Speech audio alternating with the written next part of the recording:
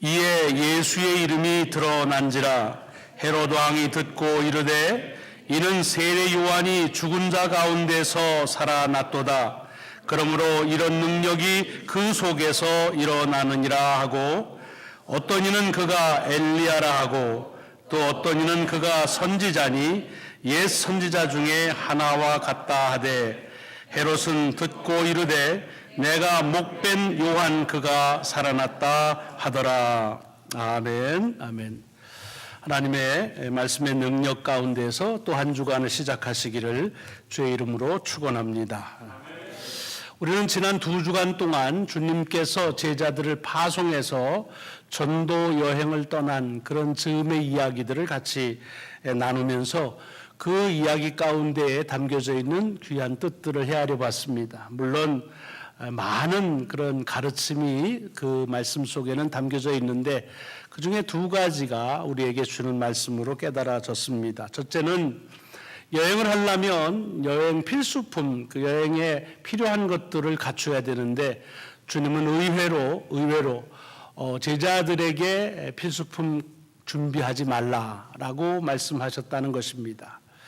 아마 상식적이지 않은 것인데 그는 여행을 잘 다니지 않아서 그래서 무식해서 하는 말씀이 아니라 행여라도 여행에 필요한 품목들을 준비하다가 왜 여행을 가는지 여행의 그 목적을 잃어버릴까 하는 마음에서 여행을 지금 왜 가는지 그 목적에 집중하라고 하는 말씀의 뜻을 그 속에 담겨져 있는 것을 봤습니다.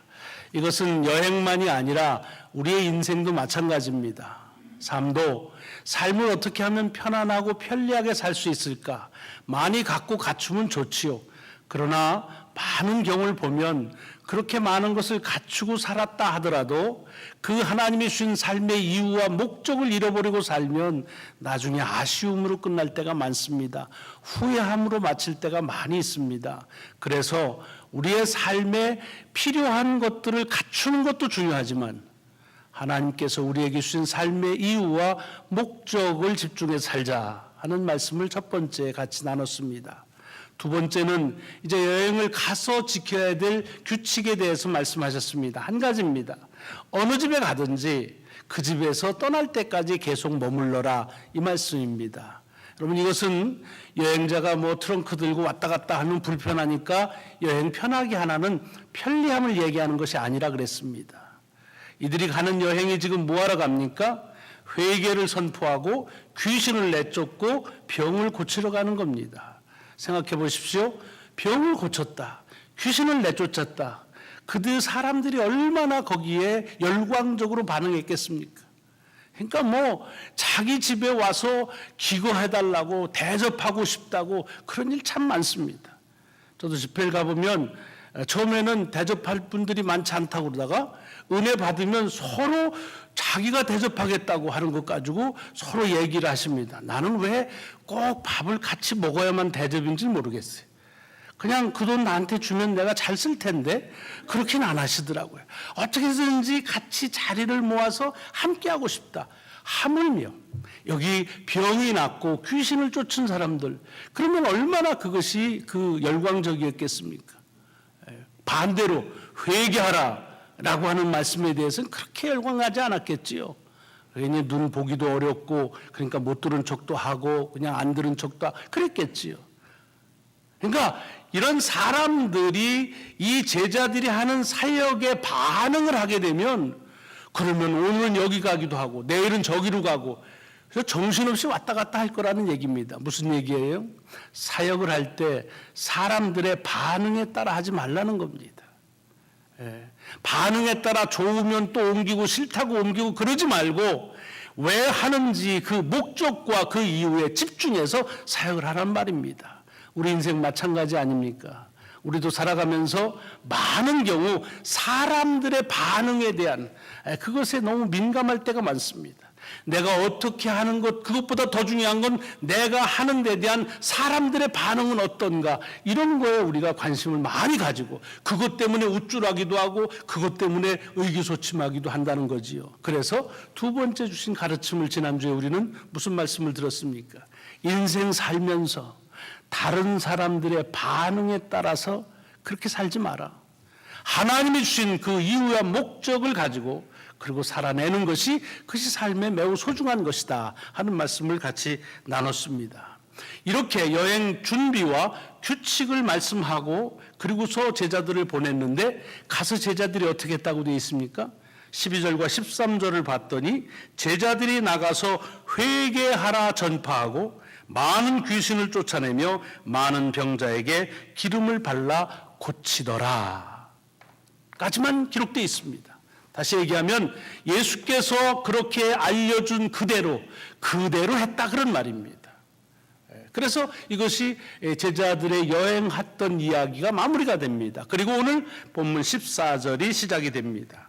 오늘 본문 시작되는 14절의 말씀을 다시 보시면 이렇게 시작되죠. 이에 예수의 이름이 드러난지라. 예수의 이름이 드러났다는 말은 사람들이 이제는 예수가 누군지를 알기 시작했다는 말입니다.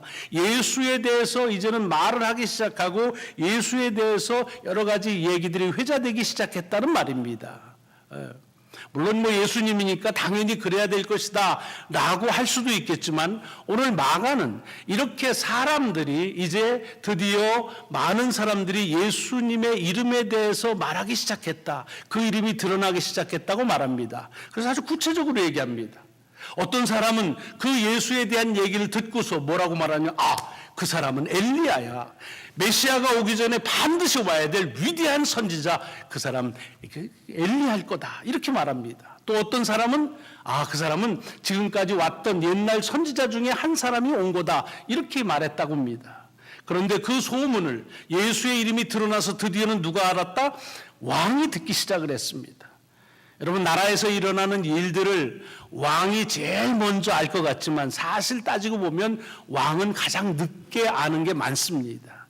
그러니까 여기 왕이 이런 일들을 들었다 알았다 하는 말은 그 얘기는 나라 전체 사람들이 다 한다는 얘기나 마찬가지입니다.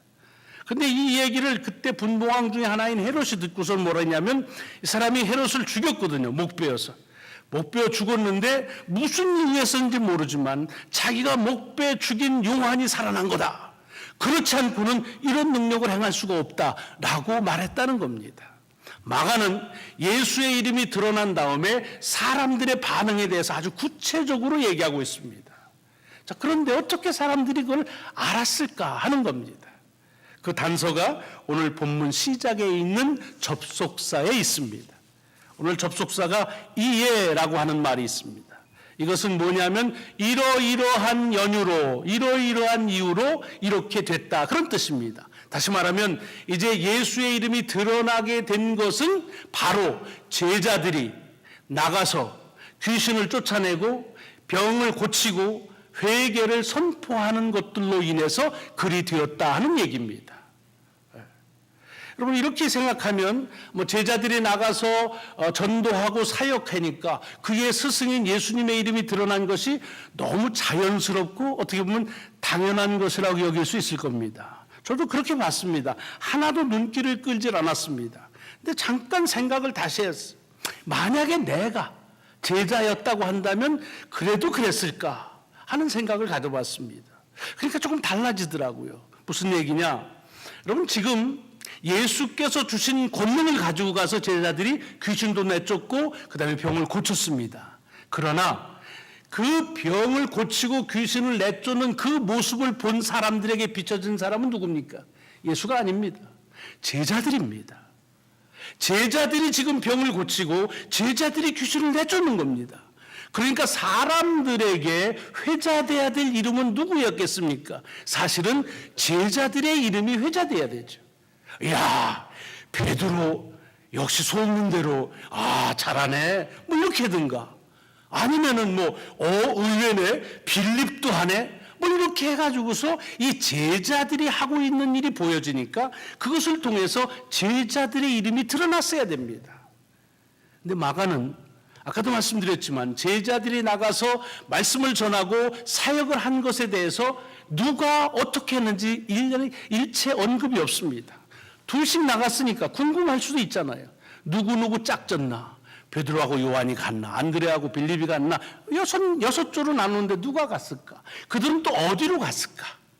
또 가가지고서 여섯 조가 12명이 다 품성이 다르니까, 그러니까 어떤 일을 어떻게 했다, 그 팀마다의 그런 그 상황에 대한 관심도 있었을 법합니다. 그런데 전혀 그런 게 없습니다. 다 다를 터인데, 그래서 어떤 팀은 정말 잘하기도 하고 어떤 팀은 잘 못하기도 했을 법한데, 그래서 요즘으로 말하면 우수팀 뭐 수상도 하고 그 중에 제일 나은 팀은 어느 팀이었다더라, 이렇게 말할 수도 있는데 전혀 그렇지 않다는 얘기입니다. 그리고 그런 그 사람들의 활동은커녕 그들의 이름이 그렇게 드러나기는커녕 예수의 이름이 드러났다는 얘기입니다. 이건 뭘 의미하지요? 이것은 철저하게 지금 예수 그리스도의 권능을 부여받고 나가서 그렇게 사역하고 말씀을 선포한 제자들이 의도적으로 철저하게 이것은 자기 자신들의 능력이 아니고 이걸 행하는 그것은 우리지만 우리의 힘이 아니다, 그건 예수 그리스도의 능력이라고 말했기 때문일 것입니다. 알고 나면 쉽지만 이게 쉽지가 않다는 겁니다. 쉽지가 않아요. 사실은 이게 옛날만 안 쉬운 게 아니라 지금도 마찬가지예요. 어떤 일 하면 사람들에게 관심을 받게 됩니다. 그래가지고서 그 관심 속에서 사실은 하나님이 주시는 능력, 예수 그리스도께서 우리에게 주신 영향으로 함에도 불구하고 그것을 통해서 내가 드러나고 싶지, 나는 드러나지 않고 예수 그리스도가 드러나야 된다는 거 이론적으로는 알지만, 신앙의 원론적으로는 알지만, 그러나 실제적으로 이렇게 일어나면 그렇게 자기 자신을 숨기면서 그리스도를 나타내는 일은 쉽지가 않습니다. 왜냐? 이 세상은 다 자기 자신의 이름을 드러내고 싶기 때문에 그렇습니다. 어떤 일을 통해서 누구든지 제자라고 다 한 것도 아닐 테고, 그리고 또 누구나 다 제자된 것도 아니고, 그래도 나쯤 되니까 이런 일을 했겠다 하는 생각 속에서 자기의 이름이 드러나고 싶은 것, 그런 일들은 너무나 우리에게 가지고 있는 인상정입니다. 여러분, 고린도 전서를 보면 고린도 교회, 초대교회 중에서 아주 사역을 활발하게 했던 교회죠. 근데 그 교회에 여러 문제가 있는 문제들이 제기됩니다. 근데 그 문제 중에 가장 먼저 제기된 문제가 뭐냐면 그 안에 분당이 지어졌다, 분파가 있다는 겁니다. 그러면서 고린도전서 1장에서 보면 바울이 그것을 지적합니다. 너희 중에 아볼로파가 있고, 그 다음에 게바파가 있고, 바울파가 있고, 그리스도파가 있다는데 이게 무슨 소리냐? 여러분, 어떻게 고린도 교회에 그렇게 분파가 있겠습니까? 이건 속회가 아닙니다. 그냥 자기들은 아볼로파다, 바울파다, 또는 게바파다라고 하는 분파가 생겼다는 겁니다. 왜 생겼을까요? 그들을 통해서 은혜 받았다는 얘기입니다. 그렇기 때문에 나는 예수 그리스도 그분도 중요하지만 나한테 은혜 준 이 바울이, 이 아볼로가, 이 게바가 중요하다는 것 때문에 계파가 생기는 겁니다. 그래서 바울이 꼬집지요. 그리스도가 남이었느냐? 바울의 이름으로 세례를 준 적이 있는가? 라고 하면서 3장에 가보면 그 말에 대해서 이렇게 결론을 내리죠. 아볼로는 누구고 바울은 뭐냐? 그들은 주께서 각각 주신 대로 너희로 하여금 믿게 한 사역자일 뿐이다. 나는 심었고 아볼로는 물을 주었을 뿐이다. 오직 하나님께서 자라게 하셨다. 그런즉 심는 거나 물 주는 것은 아무것도 아니고 하나님만이 오직 자라게 하시는 뿐이다 라고 합니다. 이게 바울이 하니까 멋있어요. 그런데 우리가 우리 생활에서 하자고 하면 이게 그렇게 쉽지가 않습니다. 자신이 드러내고 싶은 것들이 우리 속에 얼마나 큰 욕망으로 있는지 모릅니다. 여러 해 됐습니다마는 저희 교회 간증 집회를 한 적이 있습니다. 제가 알지 못하는데 어느 분이 정말 아주 추천하셔서 그래서 오셨습니다. 모시기 힘든 분인데 어떻게 시간을 내서 오셨다고 그래서 집회를 한 적이 있습니다. 그 강사님이 정말 요즘으로 말하면 스타 강사입니다. 스펙이 대단합니다. 가지고 있는 직함이 얼마나 많은지요. 미국만이 아니라 영국까지도 자기의 삶의 영역입니다. 그래서 뉴욕에 있으면서 영국 런던으로 갈 때는 그냥 자기 프라이빗 제트를 타고 그렇게 왔다 갔다 할 정도로 바쁘고, 그리고 많은 사람에게 영향력을 준다는 그런 이의 간증이었습니다. 뭐 얼마나 열광적인 반응이었는지. 끝나고 나서 아래층에 내려갔는데 사람들이 거기 모여서 얘기를 좀 듣고 싶다고, 더 듣고 싶다고 한 얘기를 합니다. 그래도 사람들이 안 차니까 저한테 와서 목사님, 다음에 이분 한 분 꼭 더 모셨으면 좋겠습니다 그래요. 근데 저는 좀 생각이 달랐습니다. 왜냐? 여러분, 간증 집회에서 가장 좋은 것은, 간증을 통해서 우리 마음속에 남는 것은 하나님, 예수 그리스도가 남아야 됩니다. 간증자의 스펙이 나오면 안 되는 거예요. 이건 어떤 사람에게만이 아니라 우리 모두가 다 그렇습니다. 대개 간증하면 왜 시험이 드는 줄 아십니까? 시험을 간증을 통해서 드는 게 아닙니다. 간증하면서 자꾸가 자기 자리, 자기 이름이 드러내기가 아주 쉽기 때문에 그런 것입니다. 그것이 우리가 가지고 있는 어쩌면 대단히 자연적인 본성일 수도 있습니다. 그렇기 때문에 이렇게 자기들이 나가서 귀신 쫓고, 그리고 병자를 고치고, 그리고 복음을 전하면서도 자기들의 이름이 드러나지 않고 예수 그리스도의 이름만 드러났다고 하는 일들은, 이것은 대단한 우리에게 찔림과 도전을 주는 말씀이 틀림이 없습니다. 여러분도 잘 아시는 성철 스님께서 한때 그분이 이 불교계를 막 정화할 때입니다. 불교계에 막 여러 부정부패가 있는 것을 막 할 때 그때 한 말씀 하셨습니다. 뭐라고 그랬냐면, 손가락으로 달을 가리키는데 왜 쳐다보라는 달은 안 쳐다보고 손가락만 뭐라고 얘기하느냐, 왜 손가락만 보느냐 그랬어요. 여러분, 그건 성철 스님이 하신 말씀은 아니에요. 불경 중에 있는 말씀입니다. 근데 그 말씀을 하는 이유는 뭐예요? 우리가 다 이게 저 달을 봅시다 라고 하고 하면 달을 봐야 되는데, 달 가리키는 손을 보고 왜 손가락이 작으냐 크냐, 뭐 때가 끼었냐, 뭐 자꾸 그런 것만 한단 말이죠. 왜? 우리의 눈에는 보여지는 것들만 보여지기 때문에 그런 것입니다. 오늘 여기에 우리에게 주는 도전이 있습니다. 우리도 그리스도인으로 살아갑니다. 우리가 무엇을 하든지 사실은 우리를 통해서 예수 그리스도가 누구인지 그 이름이 드러나야 합니다. 드러나느냐 이거예요. 드러나느냐. 때로 우리가 예수 그리스도의 이름이 드러날 것을 내 몫으로 챙기는 적은 없는가 살펴봐야 될 것입니다.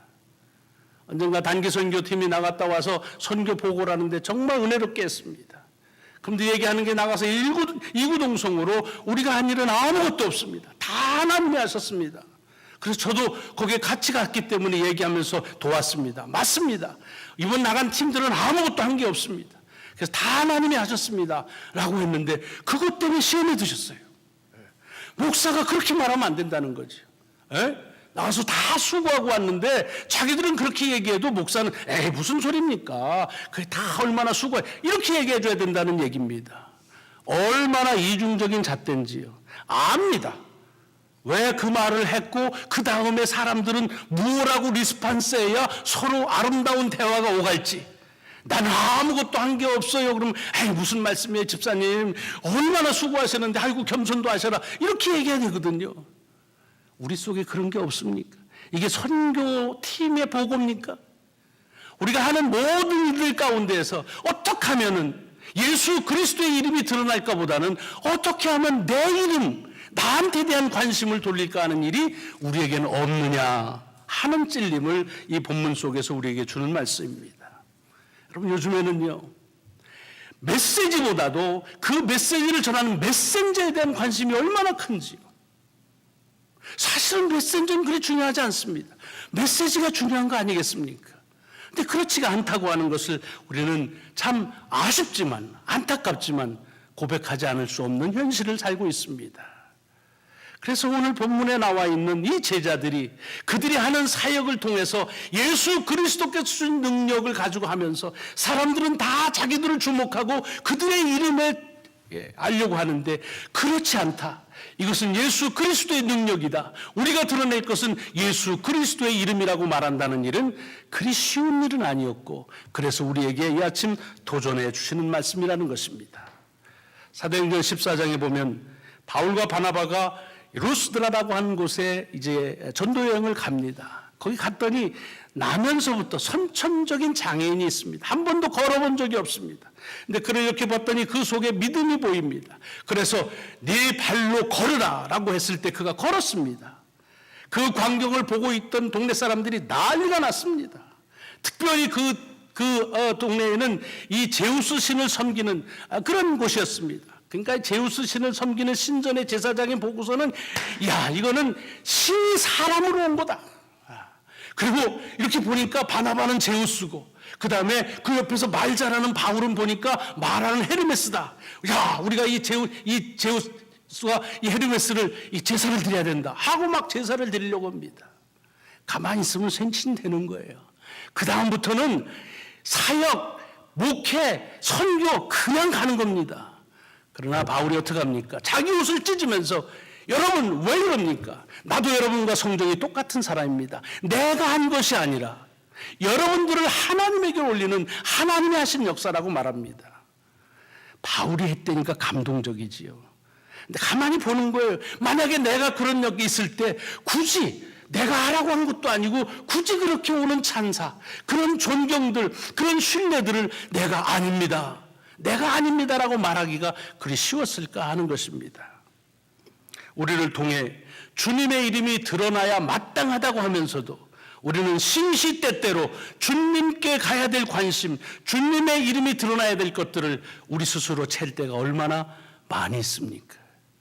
교회에서 사역하실 때 시험 들지 마세요. 아무것도 바라는 것이 없다고 얘기하고 정말 아무도 알아주지 않으면 시험 들잖아요. 왜 그래요? 이것은 은연중에 자기의 이름을 나타내려고 하는 이와 같은 우리의 본성 때문에 그렇습니다. 지난번 우리 강석중 장로님 연결 예배 때 말씀드렸지만은 강석중 장로님 정말 생긴 모습도 그렇고 훤칠하시고 사람 대인관계 잘하십니다. 그래서 당신이 살아온 얘기들을 얼마나 잘하시는지 몰라요. 저도 거의 외웠습니다. 이철호 장로님 것도 외웠고 강 장로님 다 외웠습니다. 그런데 그가 마지막에 가족들한테 얘기를 했어요. 제가 연결 예배 순서를 짜려고 했더니 내가 태어난 날과 죽은 날 이외에 아무것도 말하지 마라. 왜 그랬습니까? 저는 그것이 쓸 게 없다거나 그래서가 아닙니다. 1년여 동안의 그 고생 속에서 만난 그 하나님의 은혜, 정말로 그 세상에 살면서 언제 보지 못했던 그 평안, 바로 그 은혜를 통해서 그가 고백한 겁니다. 아무것도 내게는 드러날 것이 없다고 하는 것이지요. 여러분, 오늘 본문 속에서 우리에게 주는 도전입니다. 세상은 자꾸 우리 이름 남기라 그럽니다. 우리의 흔적을 남기라 그럽니다. 그러나 정말로 모든 사람들의 시선을 주목시킬 수 있는 그런 엄청난 사역을 하면서도 그것이 자기들이 아닌 예수 그리스도의 능력이라고 말하고 예수 그리스도의 이름을 드러나게 했던 그 제자들의 모습, 이것이 이 아침 우리에게 바라시는 주님의 간절하신 마음이 아닌가 하는 생각을 갖습니다. 중국에 어떤 마을에 선교사가 가서 이제 복음을 전합니다. 근데 여러분 아시지만 중국은 요 최근에 복음이 전달되지 않았습니다. 오래전에 복음이 많이 전파가 됐지요. 그런데 이렇게 막 얘기를 하고 있으니까 그 얘기를 듣던 그 마을 사람의 한 사람이 지금 예수에 대해서 얘기하고 있습니다. 그 사람 우리 한다고. 우리 동네 살다가 우리 동네에서 죽었대요. 그래서 너무 기가 막히잖아요. 아니 예수님이 무슨 중국 와서 돌아가셨어요? 하기는 제가 봤더니 일본에 가면 일본에 예수님 무덤이 있어요. 예수님이 어떻게 하시다가 거기가 돌아가셨대요. 그래서 무덤이 있습니다. 하여튼 그런 걸 잘한 뭘 믿는 걸 좋아하는 분들이라 그런지 모르지만 그게 기가 막힌데 오라고 따라가라고. 그분 무덤이 있다고 그래요. 갔더니 무덤이라고 말할 수 없는 그런 무덤이었습니다. 아무런 비석도 없었습니다. 나중에 알고 봤더니 오래전에 그곳에 와서 선교 사역을 하다가 거기서 죽은 선교사의 무덤이었습니다. 이름도 없었습니다.